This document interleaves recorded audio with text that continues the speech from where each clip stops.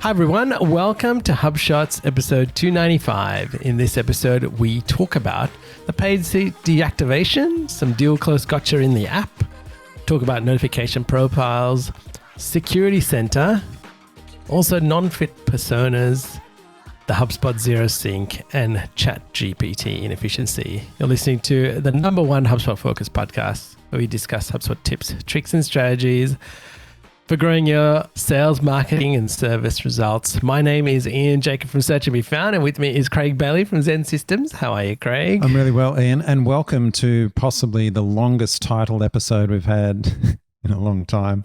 Just so much to get through this week, which is good. We'll try and rush through it, cover it as quickly as possible. And what I thought was funny, Craig, is I asked you, I think we should reduce it, and you said, "Oh no, I've already said it's the longest title ever."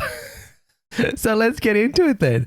What's our growth thought of the week? Well, you know Craig? what? We're recording this on the 8th of February, and usually by this time of the year, you're back, everything's in full swing, you've done your strategy and planning for the year, and now you're starting to execute.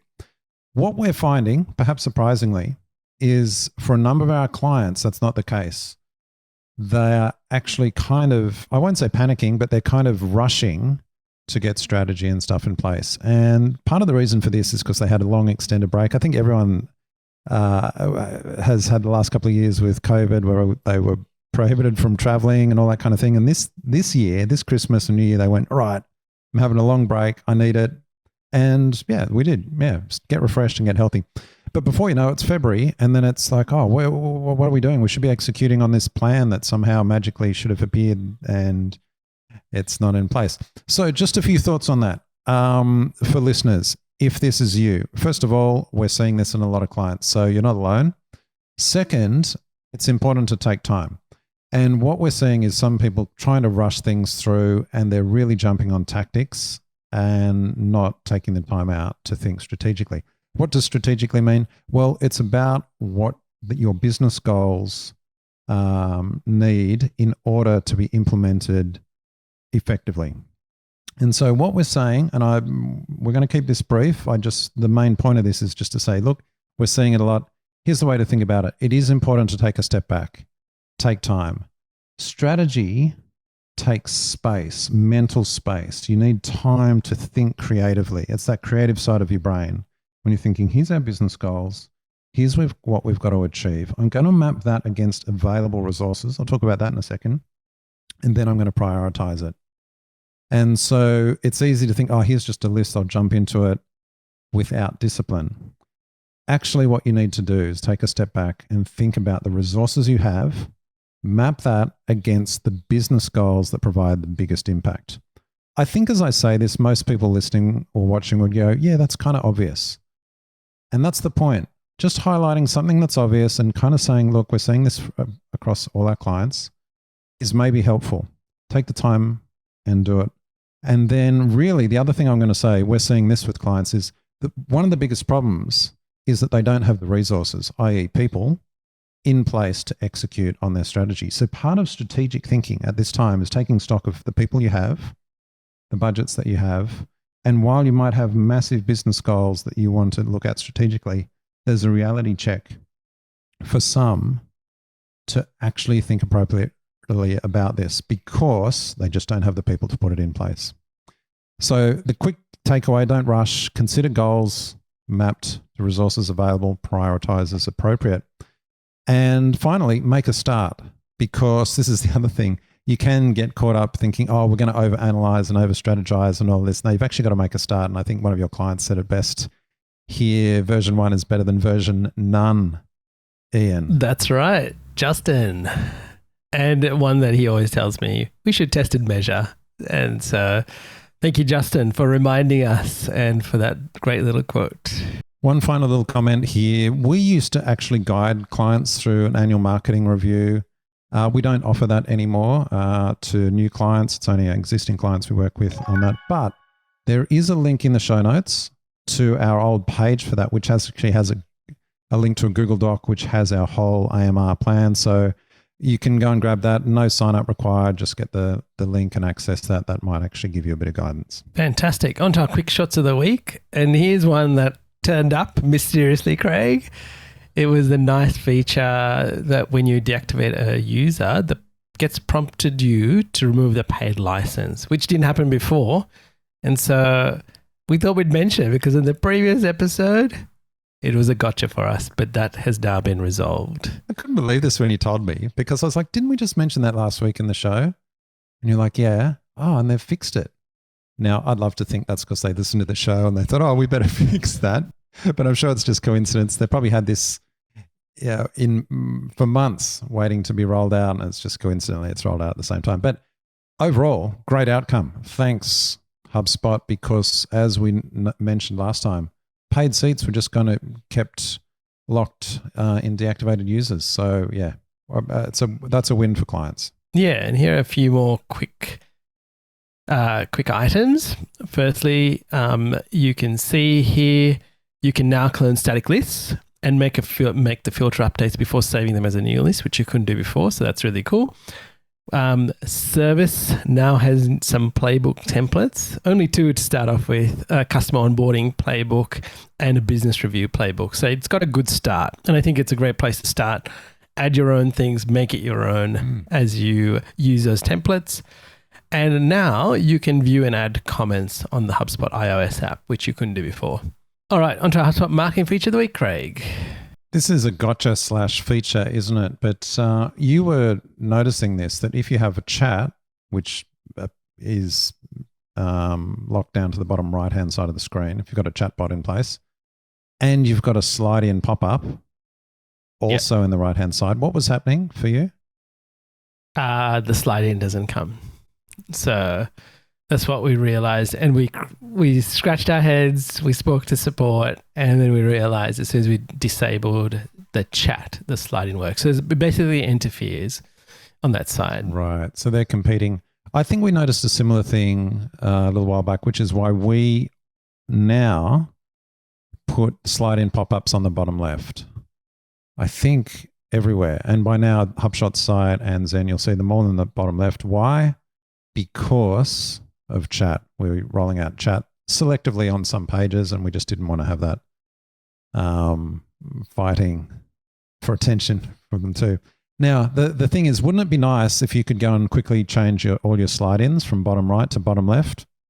Sadly, no. But you can't. I couldn't find a way to do it, but yeah, it's set. No, you can't, Craig. Yeah, it's once you actually choose that very first, let's say, what sort of a pop-up form you want, you can't change that, which is rather annoying. But anyway, we actually went through and recreated on. them all. Yeah, sadly, but that's what we did. So yeah, no way to change it. By the way, the new pop-up betas, I don't know if you've been using them, but yes, that's rolling out. They only allow bottom right. You can't actually choose bottom left. So it's kind of frustrating. And in that, do you think that they would go over the chat? I wonder whether that would actually work over the chat. I haven't actually tested a different myself. Yeah. Yeah, we should test that. But that's actually one of the reasons we're not really using it. Yeah.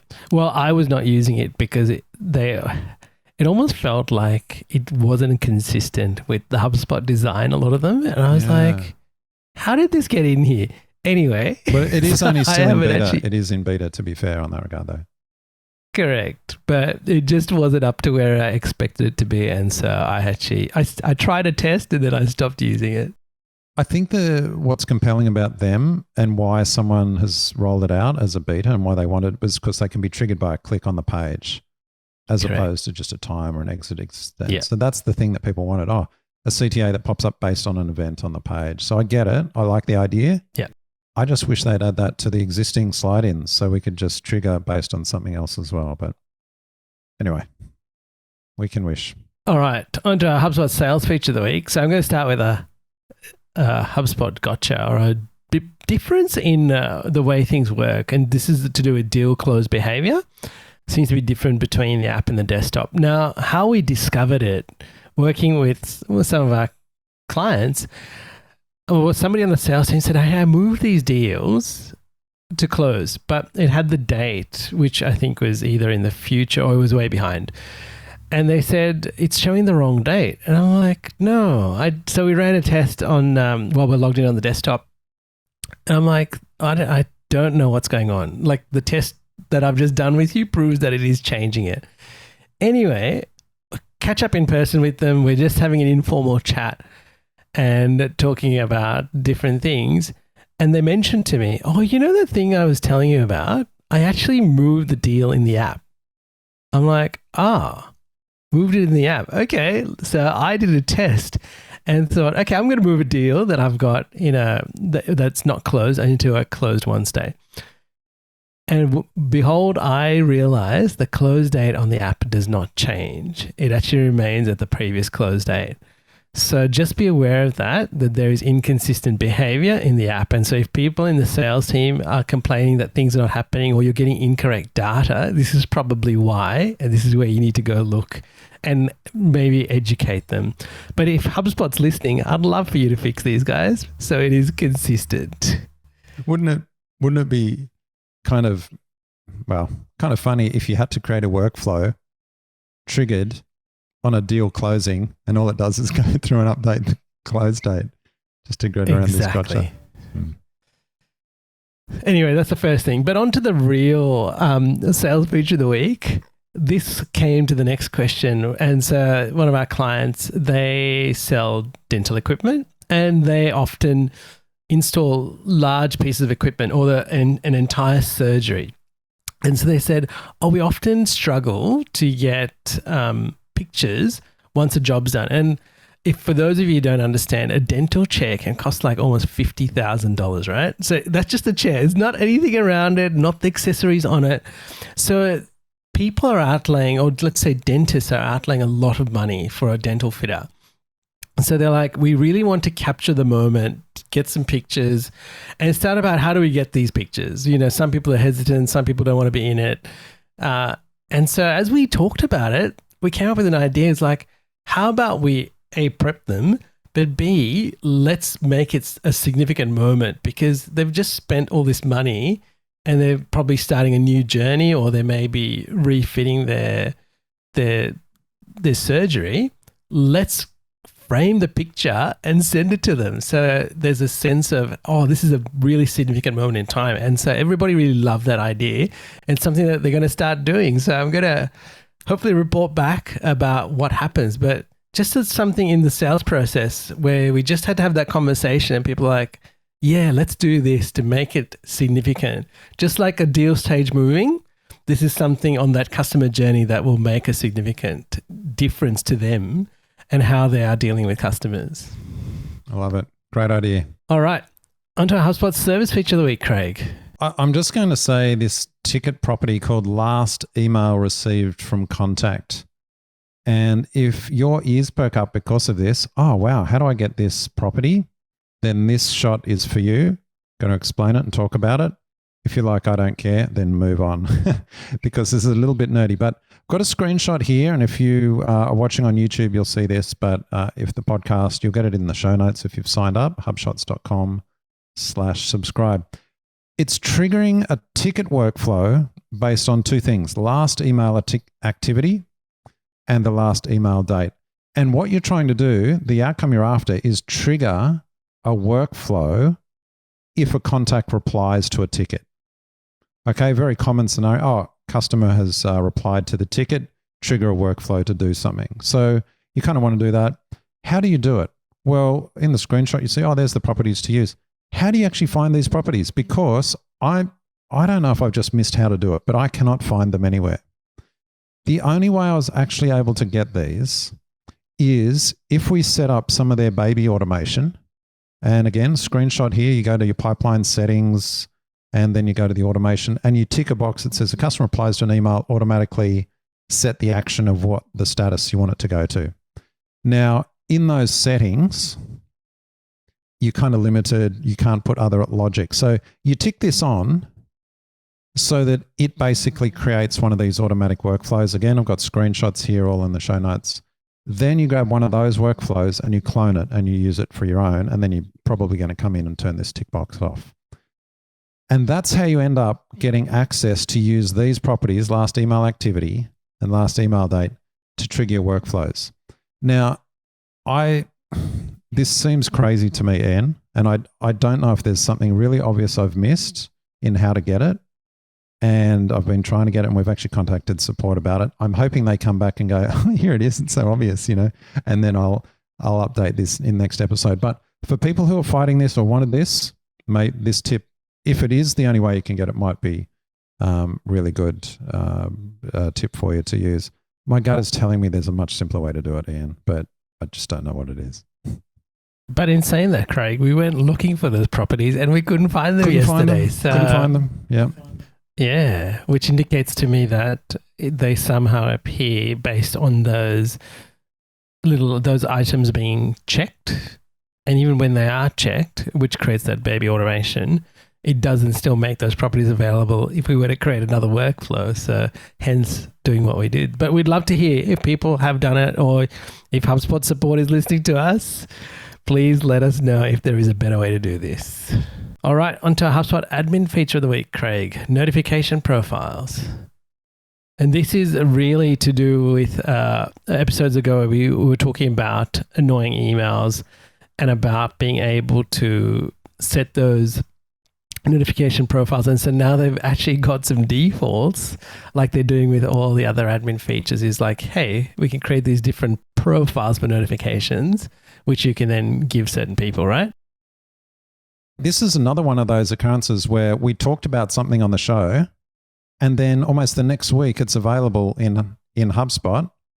Again, a coincidence. I'm sure they didn't prepare all of this. This is kind of months and months of work. And maybe it was in beta and, well, we didn't get access to the beta. But it's great because the problem was by default, so I'll just take a step back. By default, the problem was everyone, when they were created as a user, had notification defaults that were to send them emails for all kinds of things. Oh, there's a new chat on this and this. And they're like, why am I getting all these emails? And so we, in that episode, a couple episodes ago, said, oh, here's how you turn it off. Those annoying notes, here's how you turn it off. Anyway, here's a much better way. You set up a default notification profile for every new user that this will be applied, the notifications. And for example, things like, oh, turn off all email by default. All notifications, or maybe just selectively have some email and not other ones. You can set up these profiles and then you can assign those to users. We're going to talk about presets in another episode, but it works in nicely with presets. And of course, individuals, they can be assigned this profile, but then tailor their own. So it's not as though they're locked in and they can't change it. It just kind of sets their profile as a starting point, and then they can change it. Now, that's the overview. Tara on the team has a great walkthrough. She's recorded a video. It's up on the YouTube HubShots channel, and you can watch. And she walks through how to set up a notification profile, how to apply it to a preset, and how to apply it to some users. So well worth watching, and it really solves a little annoying problem. So thank you, HubSpot. All right, now on to our HubSpot Gotcha of the Week. And this is the HubSpot Security Centre that launched, and we mentioned it in the last episode, and we're doing a bit of a deep dive into here. Oh, and Craig, you were quite scathing about it last week. Yeah. And as we delved into it, it's almost like I could almost be skewed in that direction. So we're just going to show you a few things and try to understand what they're trying to achieve here. And maybe this is like take one, and it's going to get better, but even the numbers don't add up. So let's have a start and see what happens. I'll take a step back and say what they want to improve security. Great. All for the outcome. I want a snapshot of what my security is like for my portal and what I need to improve. Yep. Great outcome. Of course, I support that. However, the implementation just has me confused. In the show notes, I have a screenshot. Here's, if you're watching on YouTube, here's what it looks like in Ian's portal. What percentage of users have 2FA? Yep, please review. That's good. What percentage of your users are admins? Okay. But here's what it's like in my portal. I've got how many super admins does your account have? 6, which is correct. How many partner users who are super admins does your account have? 11. I don't understand what this means. And then you go, oh, okay, please review and I'll resolve it. It takes me, it's like, where's this 11 come from? And I just don't understand what that means. Like, what do I do with that? Is it because I'm a partner that maybe this thing, and maybe for most people it's fine. Anyway, that's my confusion. I don't understand it. And so why are we highlighting this? I mean, there's lots of bugs and things in software. It's like, well, why? This has been rolled out and promoted, so it's not in beta as far as I know. And it's confusing. And I think we're trying to promote security hygiene. And this, I'm like, what's going on? So look, hopefully I've just not had enough coffee and don't understand what's going on, and we can highlight it. And again, we'll update that in a future episode. But yeah, I just don't know what's Craig, going on, Ian. Yeah. What do you think? I have a feeling, just now having a think as you talk about it, both our portals have partner user admins as 11, right? And we both have different level of admins in our account, right? Mm-hmm. So you'd think it'd be a subset of all the admins. That's what I would be thinking logically. Right. I have a feeling someone has put that line in and they've hard coded it to 11 and they've left it there. Really? And I'm going to go look in some other portals and check it out. But I suspect that that's what's happening. And they maybe haven't coded it to differentiate it. And that's why we have the same numbers, even though we have different number of super admins. Okay. Well, look, wrapping this up, I don't want it to end on a negative note, but I think that the approach for security, great. I really recommend that. And so it's the first 4 lines. Yep. 2-factor authentication, it needs to be there. Yep, that should be on. Yep. Everyone, as much as possible, should have it set up. We're only at 80%, which is good, but it should be 100% because you're only as strong as your weakest link. How many super admins? Yeah, we're very careful on that. But yeah, I think that's good. I know in a lot of portals we go into, what percentage of the users super admin? It's like 90% or something. So I get that that's a really good indicator. So yeah. All right. Now we're going to talk about Insight of the Week, which is non-fit personas. And we've discussed this a few times, even way back, Craig. I can't believe in episode 26, which is a long, long time ago in 2016. And so I think you've thought about revisiting this after a chat with a customer this week.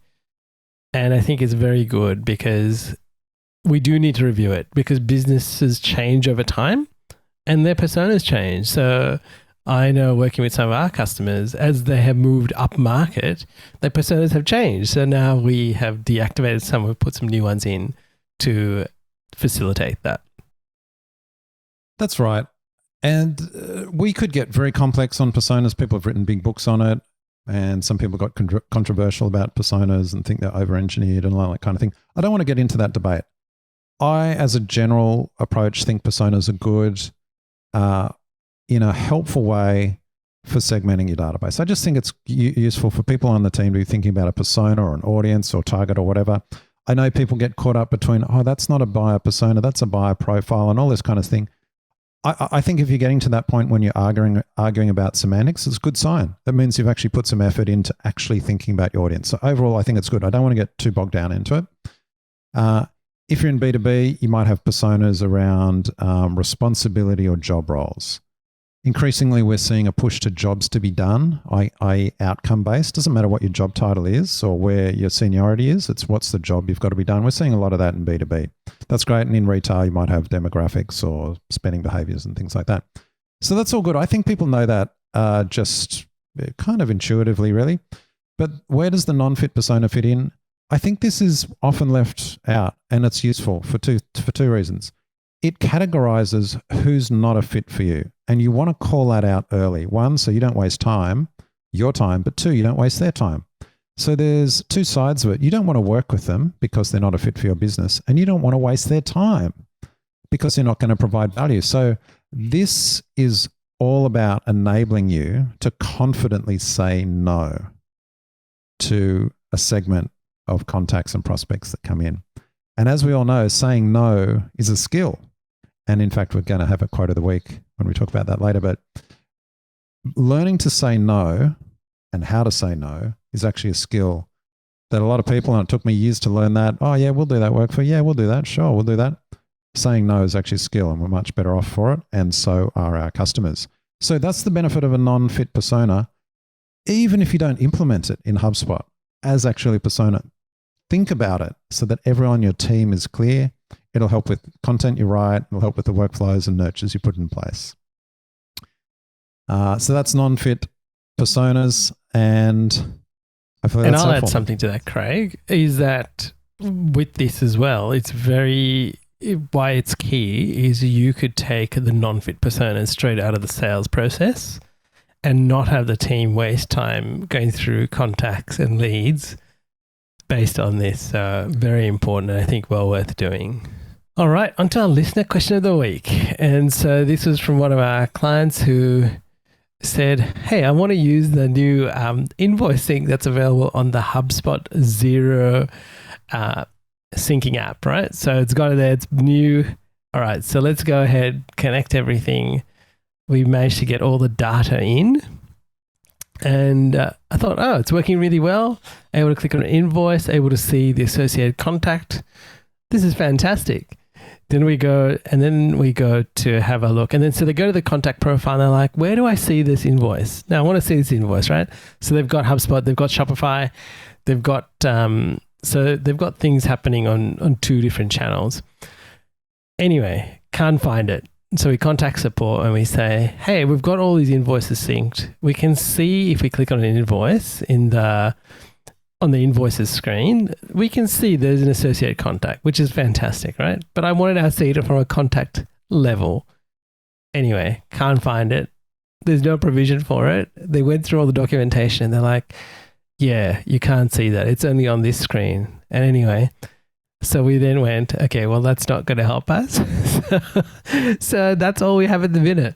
Now, in the process of doing this, I did a little bit of investigation, and there is actually the Xero HubSpot, let's call it the Xero HubSpot sync, which is built by Xero, that has an invoice part to it for invoice syncing, but it is a paid. So in Australia, I think it was $10 a month.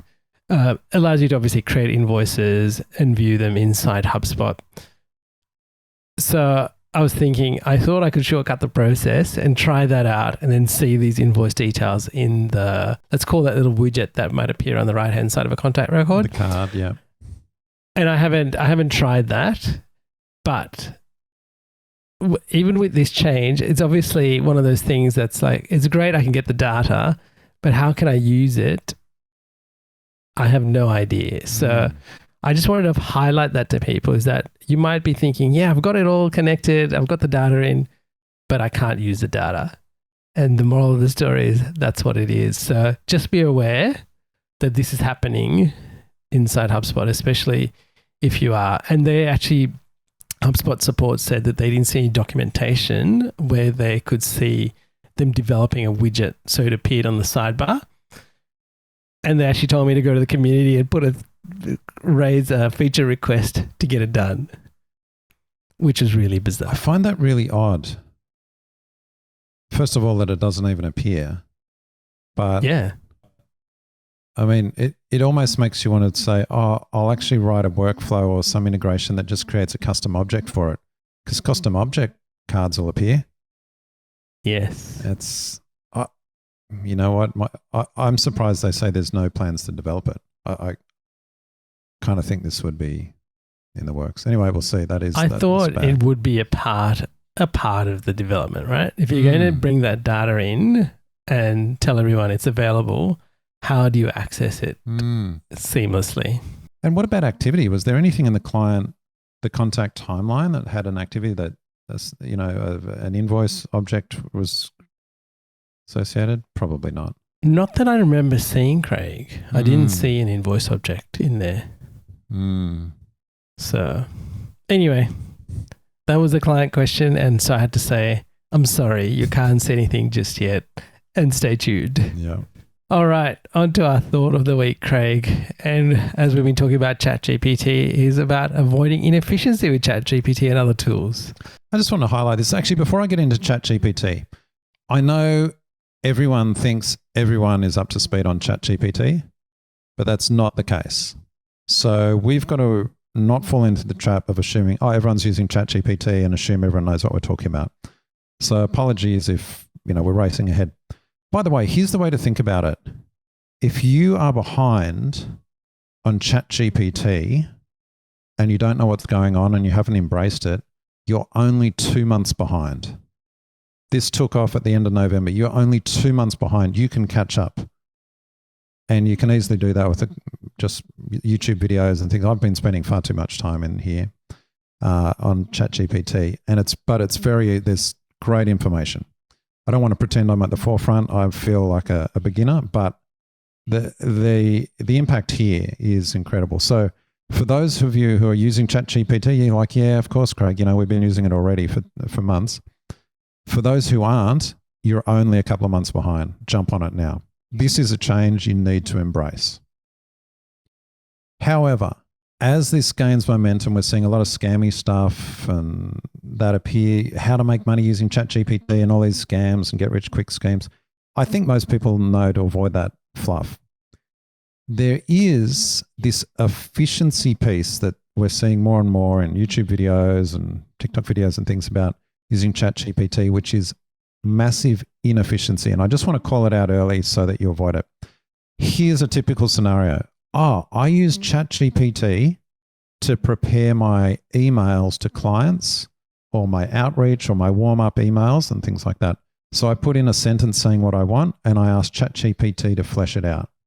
That's one type of video. It's like, oh, okay. Then there's another type of video where people say, I use ChatGPT to summarize the emails I get because I get these kind of bloated emails and I use ChatGPT to summarize it down. And I kind of go like, you've got ChatGPT causing the problem, then solving it at the other end. There's this kind of inefficiency. It's like, just write a very brief email at the start. That would have solved it all. It reminds me of Twitter, Ian. Twitter limited to 280 characters. And so for the last decade, people have been coming up with crazy ways to expand and get around that with threads. And I take screenshots of statements. And then it got to the point where Twitter said, we're rolling out this feature, if you're a Twitter Blue subscriber, where we make threads automatically show so you can read it in one thing. That's just like, what? You're making me pay to get a feature that solves a problem that you were the cause of in the first place. It's like, who came up with this inefficiency and convinced us it was a good thing? Anyway, rant exactly. Over. Here's my point. Don't get carried away with the noisy ChatGPT activities, padding out emails and all that kind of stuff. Instead, focus on the high-value activities for you and the recipients or your audiences and things like that. Just got a few simple examples to get you thinking. Here's probably the simplest way. Prepare email subject line variations. I know people want to A/B test their subject lines in emails. Just use ChatGPT to prepare a few for you. There you go. If nothing else, just do that. Second, prepare your social updates in the voice of a specific persona. You can ask ChatGPT, give me this a social update for Facebook, include emojis and hashtags. It'll do it all for you. So yeah, it can do that. Here's the other one I think that's really useful. Prepare landing page variations in the style and voice of a specific audience. So you've got one landing page. Okay, now rewrite all this content for a salesperson that's busy and needs help. Now write it for a marketing person, etc. I think that's a good use of it. Adds value. It means that the audience, when they come to that page, it's written for them. It actually helps them and helps you there. So that's the summary. Avoiding inefficiency with ChatGPT. We're going to be talking about it a lot more. In fact, I think we'll have a ChatGPT shot of the week pretty soon. And we'll just give you tips for using it and how to use it in HubSpot. There's so many examples. I just don't know if, as long as we're adding value by doing that and not just adding more to the soup of noise, we'll do that. One final comment though, if you're not yet embracing ChatGPT, is chatting with family, friends, and they've got kids at school and they're like, oh no, we're avoiding ChatGPT because it's banned in our school. And I'm like, what? No, this is not up for debate. This is a thing, and it's going to be like spell check was for a generation. Remember, it's like now spell check, you just take it for granted. Of course, it's built in everywhere, spell check, and I've got autocorrect, and like Correct. It's just normal. There's a whole generation now, starting now, where ChatGPT or whatever it gets called, that experience gets called. It's just like, they won't remember life before that. We don't remember life before spell check. We won't remember. It's going to be everywhere. This is, and it's happening rapidly. Jump on board. You're only a few months behind if you haven't started yet, and use it to improve your effectiveness and efficiency in your life and business. All right, on to our quote of the week, Craig. It's a good one. It's a short one by Derek Sivers. It says, hell yeah, oh no. Title of a book. Have you read this book, Ian? I don't think I've read that one, Craig. I've read a few others of Derek's, but not that one. It's fantastic. His whole point is posed with a question. You shouldn't go, oh, yeah, okay, I'll do it. or no. It's like, hell yeah or no. If you're not excited about saying yes, then say no.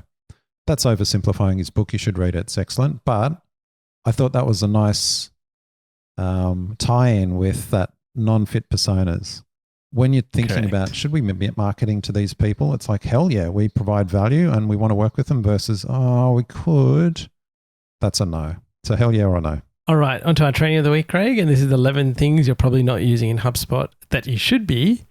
And this is something that we ran as a private masterclass for all our clients. So we went through a ton of tips. There was actually, even though we say 11 things, I'm sure there are way more than 11 things, Craig. But we're making the recording available to all of our subscribers. So by all means, subscribe to the show notes. You'll get a link to it in there. And encourage you all to look at it. And now the key takeaway from this was there are 11 things there, but what is the one thing you're going to actually go away and implement? And I think that's the whole thing.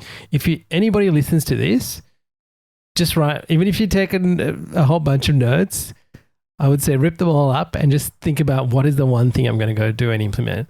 And you'll see a massive difference in your HubSpot portal. So I encourage you all to do that. All right, Craig, how can we help people with their HubSpot portal? Yeah, finally, if you want a bit of help with your HubSpot portal, even if that includes strategy from shot one, when we're talking about, I'm racing to get strategy. If you want a bit of help with strategy, thinking about how you're using HubSpot, how you could do that more effectively, maybe you've inherited HubSpot, maybe you're coming up to renewal and you want to get the most out of it, check out our QuickCheck offering, and you can book in on the site, and we just spend 60 to 90 minutes with you going through your portal, giving you a few summarized, prioritized takeaways. And listeners, again, thank you for listening, and to all the faithful listeners who've been with us from the start, thank you very much.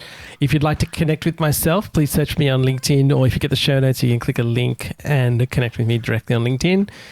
And if you get the show notes, you can also just reply, come to Craig, and he will reply back to you. Actually, we both see it, but Craig will reply back to you. So it's a good way to get a hold of us. If you've got any suggestions, we'd love to hear it. Leave it in the comments below, or simply email us and we can include it in the next show. Well, Craig, until next time. Catch you later, Ian.